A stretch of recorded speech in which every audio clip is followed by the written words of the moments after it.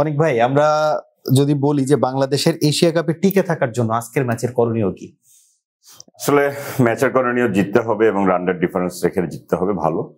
সেই ক্ষেত্রে একটু আগে প্রতীক ভাই ওনার অ্যানালিসিস দিচ্ছিলেন যে কতটুকু রানের ব্যবধানে হোক বা আমরা কিভাবে চেস করব।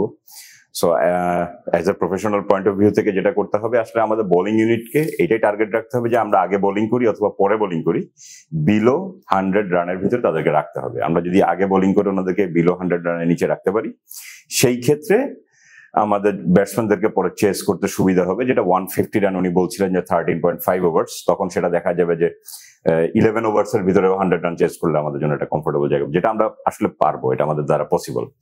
এখন আসলে কিভাবে আমরা এটা এক্সিকিউট করতে পারি, আপনি যদি সামারি দেখেন, আমরা যদি আফগানিস্তান ব্যাটসম্যানদের সামারিতে আসি, তাহলে আমরা দেখবো যে তাদের ম্যাক্সিমাম ব্যাটসম্যানদের পেস অ্যাটাকের এগেইনস্টে 5, 6, 7 স্টাম্পে ওনাদের একটা দুর্বলতা আছে।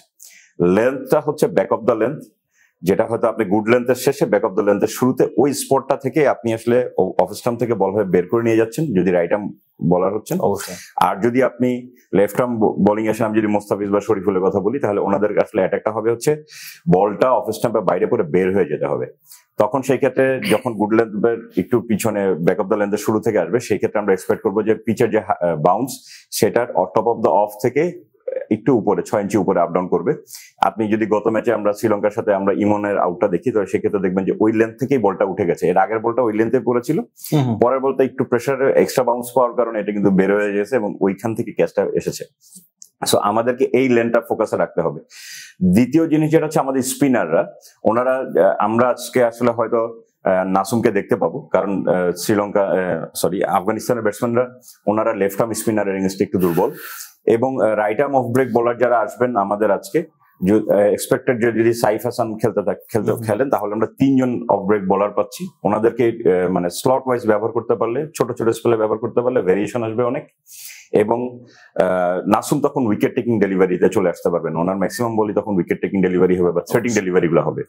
এই ক্ষেত্রে আমাদের করণীয় হচ্ছে আমাদেরকে 2টা স্পট মেনটেন করে যেতে হবে। একটা স্পট বোলিং এর, যেটা পেসার হোক স্পিনার হোক, কোনোভাবে এক্সট্রা রান কনসিড করা যাবে না। এক্সট্রা রান বলতে আমি কিন্তু ওয়াইড নোর কথা বলছি না, আমি এক্সট্রা রানের কথা বলছি যে ব্যাটসম্যানকে কোনো রুম দেওয়া যাবে না, সে যেন রান প্লে করতে পারে বেশি। হ্যাঁ, স্ট্রাইক রোটেশনটা যেন কমফোর্টেবলি করতে না পারে। স্ট্রাইক রোটেশন করতে চাবে, বিগ শট খেলতে যাবে। কথা মানে ক্রিকেটে একটা জিনিস আছে আমাদের, যে আমরা যদি সিঙ্গেলটা আটকে দিতে পারি, তখন ব্যাটসম্যান কিন্তু আউট অফ দ্য বক্স কিছু শট ট্রাই করে এবং যেটা উইকেট পাওয়ার ক্ষেত্রে সুবিধা হয়। যেটা আমরা হয়তো শ্রীলঙ্কার ক্ষেত্রে ম্যাচে আমরা দেখেছিলাম যে শরীফুল যখন আটকে দিচ্ছিলেন, ওই সময় ক্যাচটা যদি মেহেদি ধরে ফেলতেন, তখন আসলে খেলা মোমেন্টামটা অন্যরকম হতে পারে। এই জিনিসগুলাকে মাথায় রেখে আমাদেরকে আসলে ব্যাটসম্যানদেরকে একদম ফ্রেমে আটকে ফেলতে হবে শ্রীলঙ্কান আফগানিস্তানের ব্যাটসম্যানদেরকে, যেন ওনারা কোনোভাবেই রুম ন্যাচারালি না পান, ওনারা রুম জেনারেট করুক, ওনারা চার্জ করুক। সেই ক্ষেত্রে উইকেট পাওয়ার পসিবিলিটি বাড়বে। এবং এই ক্ষেত্রে খুবই ইফেক্টিভ বোলার হচ্ছেন তানজিম হাসান সাকিব। উনি কিন্তু এই কাজটা খুব ভালো করতে পারেন। উনি ওই লেন্থ, ওনার ন্যাচারাল লেন্থে কিন্তু হচ্ছে আমরা যেটাকে 3/4 লেন্থ বলি, এটা হচ্ছে ওনার ন্যাচারাল লেন্থ। এবং আপনি দেখবেন ব্যাটসম্যানের মানে রাইজিং ডেলিভারি গুলো ওনার খুবই সুন্দর বাইরে বের হয়ে যাচ্ছে, আবার ভিতরে ঢুকতেছে। সো এই জিনিসটা আজকে কি ফ্যাক্টর বাংলাদেশের, নাসুম এবং সাকিব, এই 2 জন আমার কাছে কেন জানি মনে হয় যে আজকে পেস অ্যাটাক এবং বোলিং অ্যাটাকে লিড করবে, এবং বাকিরা আসলে আমি এক্সপেক্টেড যে তারা আসলে ডেথ বলের দিকে ফোকাস করবে রাদার দেন উইকেট। যদি বাকিরা এই প্রেশারটা দিয়ে যেতে পারে বিলো 100, এটা আমরা চেজে নামি অথবা আমরা ডিফেন্ড করি, যেটাই করি আমরা, সেই ক্ষেত্রে আমাদের অনেক হেল্প হবে। And come up to the batting point. এখন ব্যাটিং অ্যানালাইসিসের দিকে যদি আমরা আসি, আমাদেরকে ওদের স্পিনারদেরকে কোনোভাবেই চার্জ করতে যাওয়া যাবে না। যে এক্সট্রা চার্জটা আমরা করতে যাই, সেটা করতে যাওয়া যাবে না। তখনই দেখবেন আফগানিস্তানের বোলাররা কিন্তু একটু সরে আসে, তারা তাদের ন্যাচারাল জায়গা থেকে সরে আসে উইকেট পাওয়ার জন্য। ওরা কিন্তু অ্যাকচুয়ালি পছন্দ করে উইকেট টেকিং করে ম্যাচ খেলতে। আফগানিস্তানকে এই ক্যারেক্টারটা আপনারা দেখেছেন কিনা, যে ওনাদের ব্যাটসম্যানরা একটু রুম পছন্দ করে, একটু জোন পছন্দ করে, এবং ওনাদের বলারও একটু উইকেট পছন্দ করে। এবং কম্পারেটিভলি অন্যান্য নেশন, যেমন আপনি ইন্ডিয়ার সাথে তারা সুবিধাটা করতে পারে না, কিন্তু পাকিস্তানের সাথে সুবিধাটা করতে পারে, বাংলাদেশের সাথে সুবিধাটা করতে পারে। সো এখন এখানে দেখার বিষয় হচ্ছে আমাদের ব্যাটসম্যানরা শুরুতে কিভাবে শর্ট নেগোসিয়েশন করেন।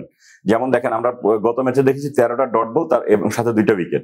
আমার অবজেকশন হচ্ছে হয় 13টা ডট বল যাবে, নাহলে 2টা উইকেট যাবে। যদি 2টা উইকেট যায়, আমার 13টা ডট বলের মধ্যে 2টা ডট বল বা 3টা 3টা ডট বল হবে বা 4টা ডট বল হবে, আমার রান আসতে হবে।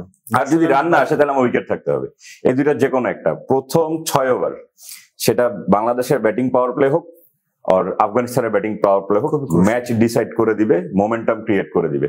এবং আই হোপ আজকে লিটন গত 2টা ম্যাচে যে ফ্লোতে ছিলেন, উনি যদি একটা ভালো স্টার্ট পান, এবং লিটনের হাতে যে পরিমাণ শট, উনি আসলে 360 খেলার মতো প্লেয়ার, কিন্তু আসলে উনি ওই কমফোর্টটা পান না, এই কারণে উনি জিনিসটা উইকেট পড়ে যাওয়ার এই জিনিসটা উনি ঘটায় আসতে পারেন। এবং ডেতে আসলে যদি নাসুম থাকে বা অন্য কেউ থাকেন, সেটার চেয়ে ইম্পর্টেন্ট হচ্ছে জাকের আলী অনিক এবং শামীম হোসেন পাটোয়ারি, এই দুইজন বোলার, এই দুইজন ব্যাটসম্যানের হাতে প্রচুর পাওয়ার আছে।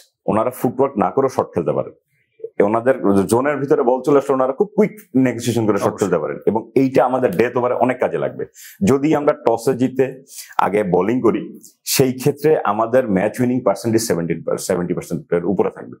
আর যদি আমরা টস জিতে আসলে ব্যাটিং আগে করি, সেই ক্ষেত্রে আসলে এটা বিলো 50% নেমে যাবে, যেইটা পুরা লোড ম্যানেজমেন্ট করতে হবে fielding unit and bowling unit.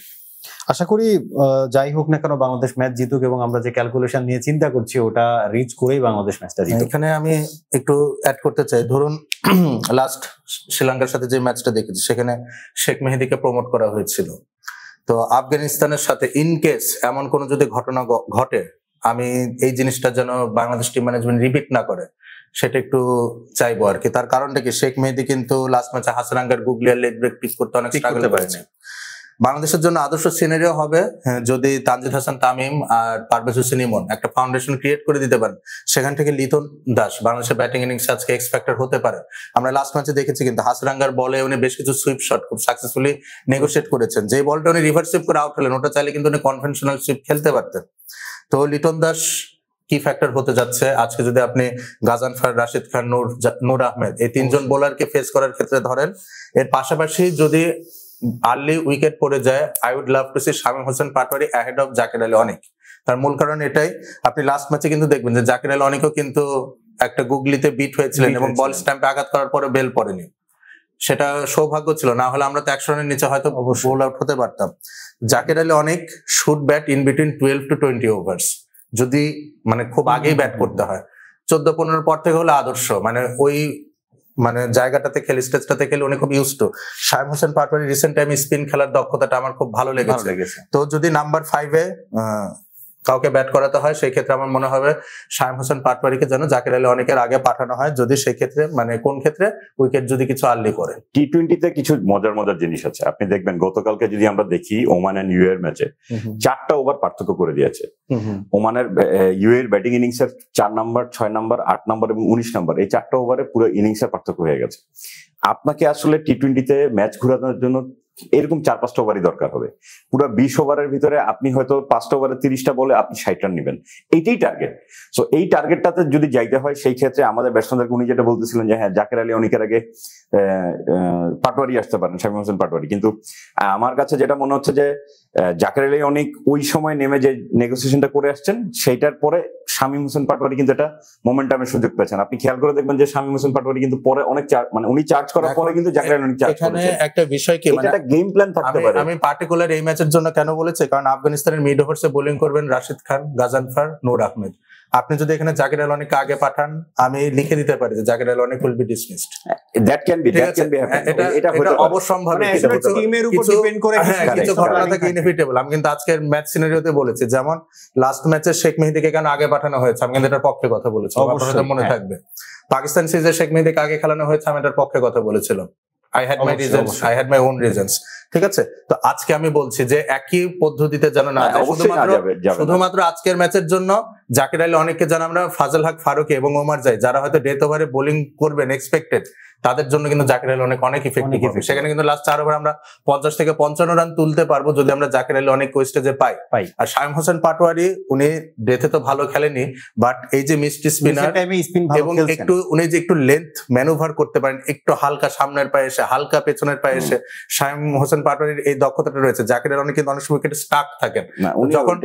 যখন আপনি এই ধরনের স্পিনারদের খেলবেন, আমার মনে হয় লেন্থ ম্যানুভার করার অ্যাবিলিটিটা যদি আপনার থাকে, সেই ক্ষেত্রে হয়তো আপনি একটু সফল হতে পারবেন। তো শুধুমাত্র এই ম্যাচের কথা বিবেচনায় কিন্তু আমি শামীম হোসেন পাটোয়ারিকে আগে পাঠানোর কথা বলছিলাম। এটা ট্রু, বাট এই ক্ষেত্রে একটা জিনিস আপনি দেখবেন, আমি বারবার ডিপেন্ড করতেছি বোলিং ইউনিটের উপরে, আমি ঘুরে ফিরে বোলিং ইউনিট আসছি, এবং সেই ক্ষেত্রে আপনি দেখবেন যে বাংলাদেশের আগের যে বোলিং কোচ ছিলেন অ্যারন ডোনাল্ড, ওনাকে আপনি দেখবেন যে উনি সবসময় লাইনের সার্কেলে ঘুরতেন, ওনার হাতে ড্রিঙ্কস এর বোতল থাকতো, উনি যে বলারটা বোলিং এ যাচ্ছেন বা এরপরে যে যাবেন তার পাশে উনি দাঁড়াতেন, উনি কিন্তু এখানে কথা বলতেন।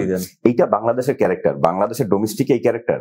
আপনাকে এটা বুঝতে হবে, আপনি প্লেয়ারদের কিভাবে আইসোলেটেড করে ছেড়ে দিলে তারা কিন্তু ওইখানে যে আসলে অনেক সময় প্যাচে ফেলতে পারছে না, এটাই হচ্ছে। আপনি ডোনাল্ড কেন পারফর্ম করে নিয়েছেন? ডোনাল্ড যখন ছিলেন হাসান মাহমুদের পারফরমেন্স চোখে লাগার মতো ছিল, তাসকিনের পারফরমেন্স চোখে লাগার মতো ছিল, এবার তো ব্যাক করে আসছেন। তো এই জিনিসগুলো আমাদেরকে একটু দেখতে হবে। আর আরেকটা জায়গায় আমার একটা ইস্যু আছে, আমরা কিন্তু শ্রীলঙ্কাকে ওদের ঘরের মাঠে T20 হারিয়ে সিরিজ জিতেছি, কেন শ্রীলঙ্কার কাছে আমরা হারলাম? বা এরপরে আমরা পাকিস্তানের সাথে জিতেছি আমার হোম কন্ডিশনে, যেটাই হোক win is a win. So যেই জায়গাটায় আসলে এই মুহূর্তে দলের সাথে পার্থক্য, এর আগের টিমটা একই প্লেয়ার থাকার পরও যে জায়গাটা পার্থক্য সেটা হচ্ছে এর আগে আমাদের টিম অ্যানালিস্ট যে ছিলেন উনি ছিলেন বাংলাদেশি, এখন টিম অ্যানালিস্ট যে সে হচ্ছেন ফরেন, বাইরে থেকে একজন এসছেন। আমাদের দেশের যে কালচার, আমাদের প্লেয়ারদের সাথে যে কমিউনিকেশনের জায়গাটা, কোচদের সাথে যে কমিউনিকেশনের জায়গাটা এবং প্লেয়ারদের সাইকোলজি বুঝে যেভাবে ডেটা ম্যানেজমেন্ট করা এবং রিপোর্ট ম্যানেজমেন্ট করা, এই জায়গাটাতেই আসলে আমার কাছে কেন জানি মনে হয় হচ্ছে ডিফার করছে। আই হোপ এটা বিসিবি বুঝবেন এবং বাংলাদেশের ক্রিকেটের বেটারমেন্টের জন্য তারা এই জিনিসটা চিন্তা করবেন।